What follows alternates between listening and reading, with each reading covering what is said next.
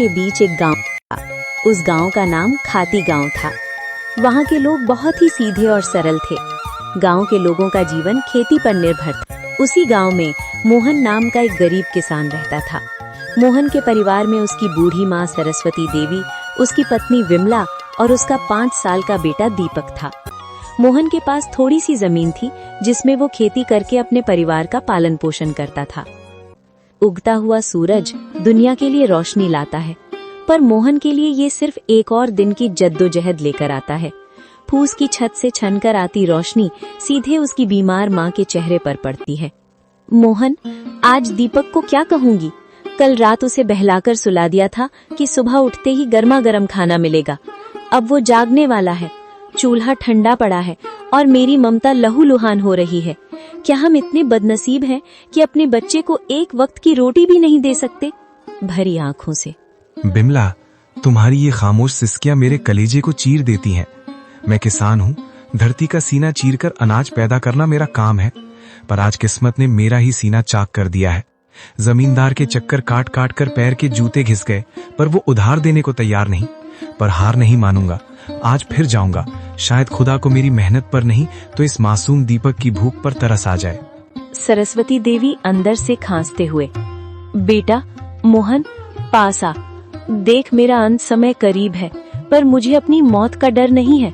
मुझे डर है कि कहीं मेरी गरीबी तेरे जमीर को न खा जाए। बेटा, भूख बहुत बड़ी चीज है, बड़े बड़ों का ईमान डिगा देती है। पर तू वादा कर, चाहे पेट पीठ से सट जाए, पर कभी किसी का बुरा नहीं करेगा।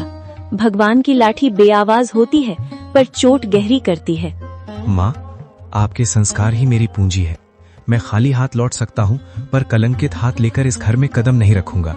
मोहन जमींदार के घर चला जाता है।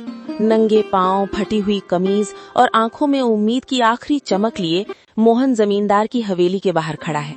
सूरज की तपिश उतनी नहीं चुभ रही थी जितनी पेट की भूख और घर में बीमार माँ की कराह चुभ रही थी। जमींदार साहब एक आरामदायक कुर्सी पर बैठे हुक्का गुड़गुड़ा रहे थे, मानो मोहन का दुख उनके लिए कोई मनोरंजन हो।